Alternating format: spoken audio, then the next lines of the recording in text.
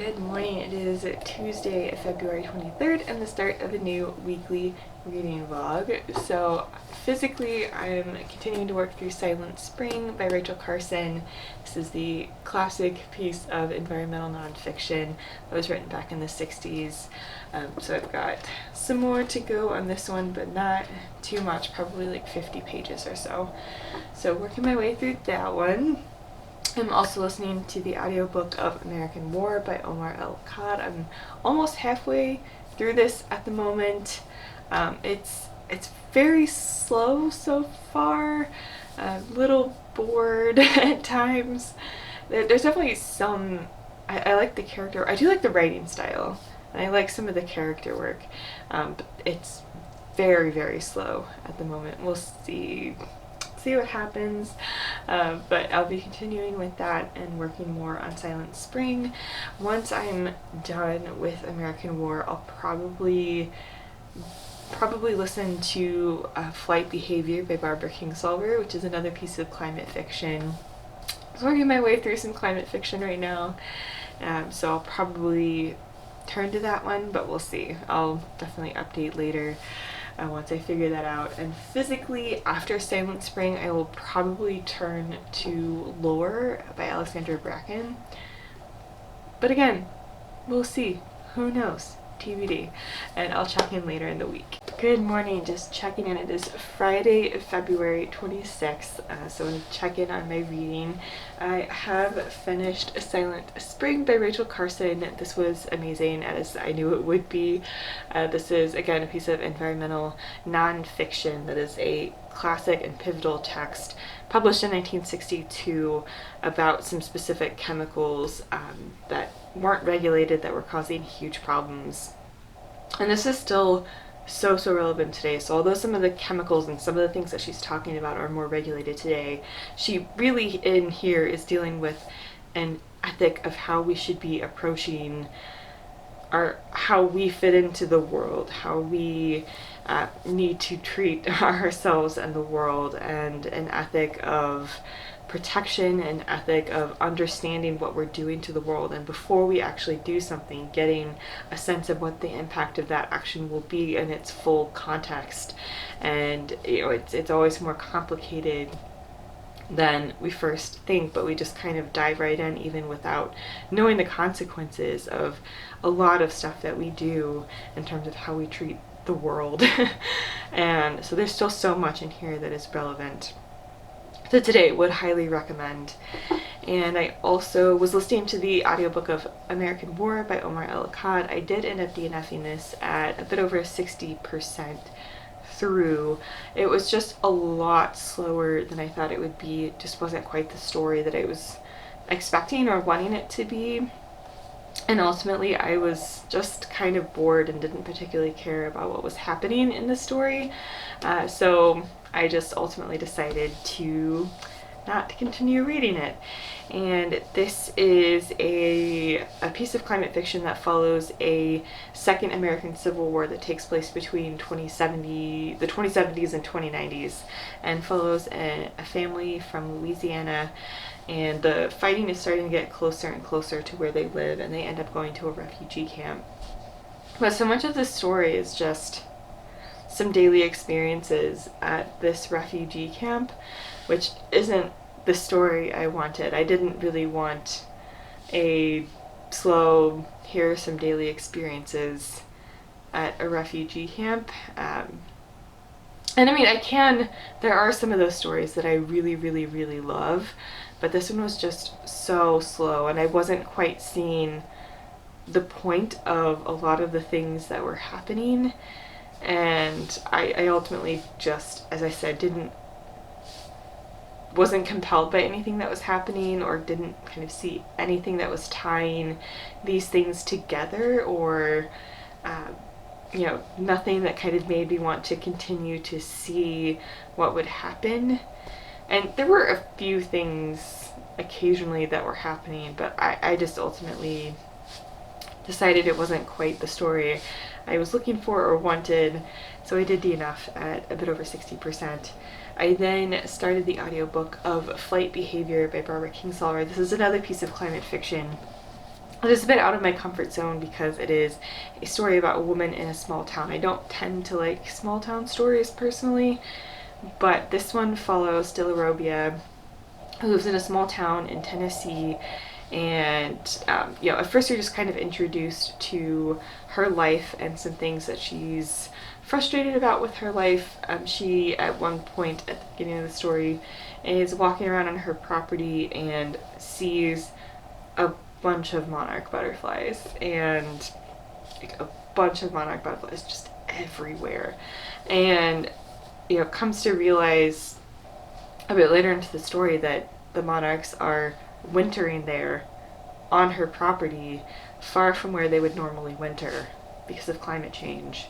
And the story really follows her and her family, mostly her, as she's not really coming to terms with what's happening, but just as what is happening is starting to impact her more and more. So, it's about the community's reaction, it's about the media's reaction. A scientist has come to kind of study what's going on, and so it's about the scientist and the scientist team of researchers. So it's really just about the impact that finding a bunch of monarchs on her property has on our main character, and about just the things that it makes her think about and the things that it makes her question. And it's honestly, it took me a while to get into it, to be honest, but I'm getting more and more into it.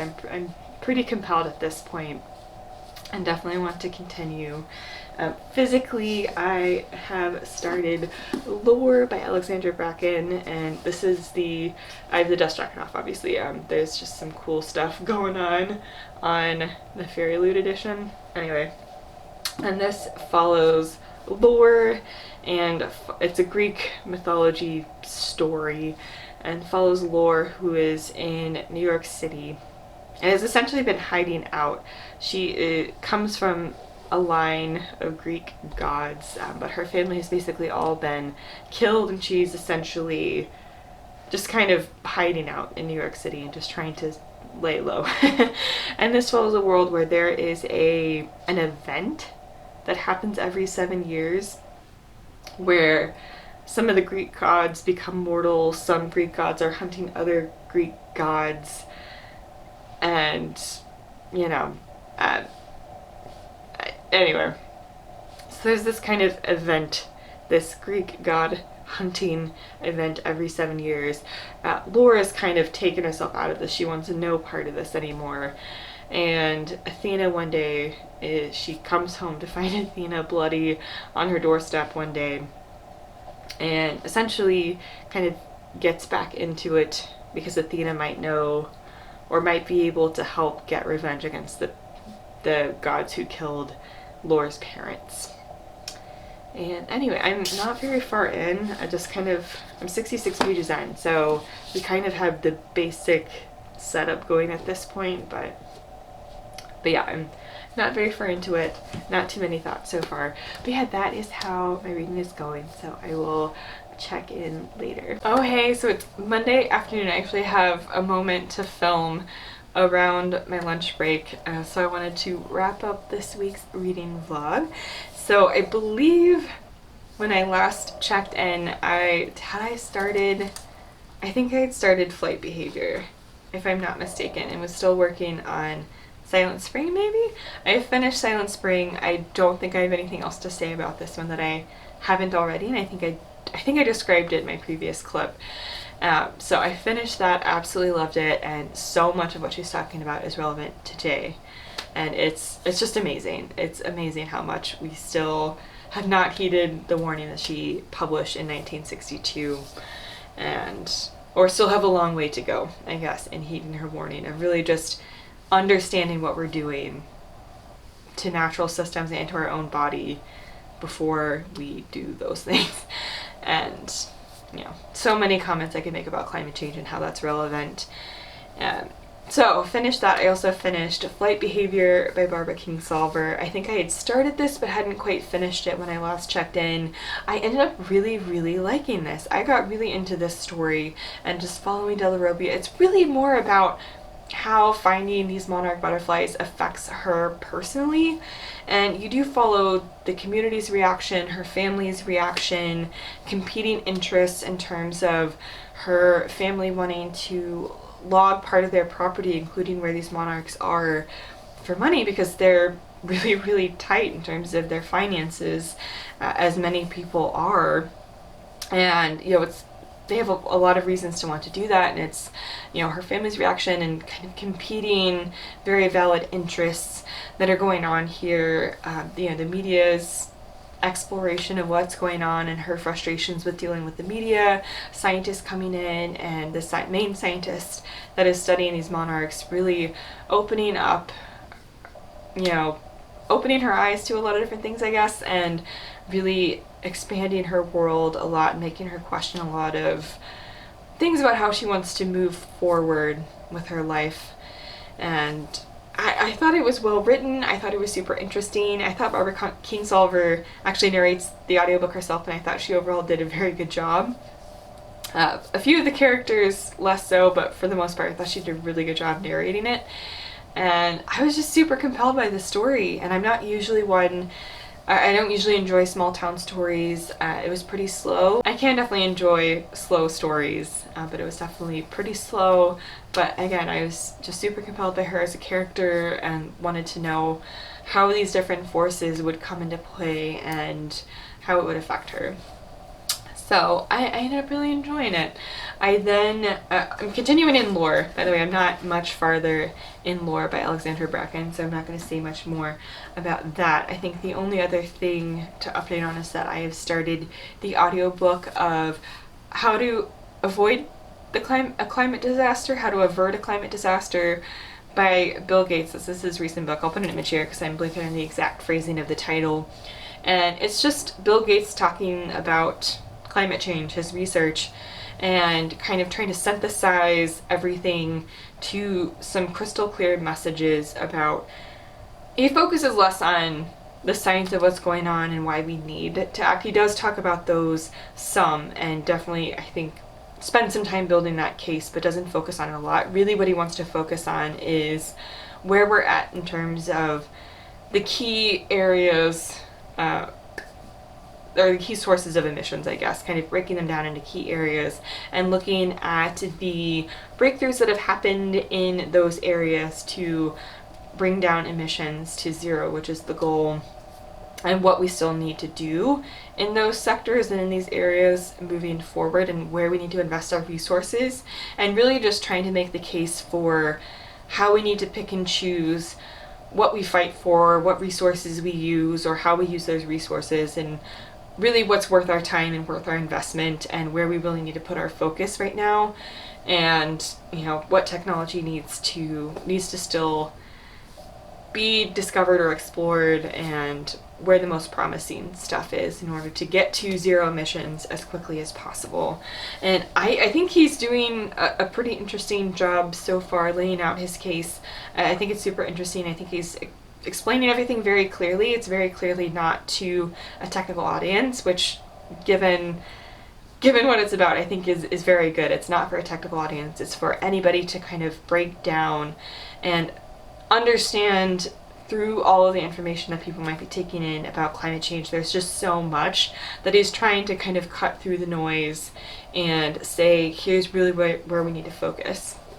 And so I think it's interesting if you have some basic background in what's going on, but you feel like it's too much to kind of get some sort of clear message about what happens next or what we need next. I think this is a super interesting attempt to just kind of be short, straight to the point, and just say, cut through the noise, here's where we are, here's where we need to go.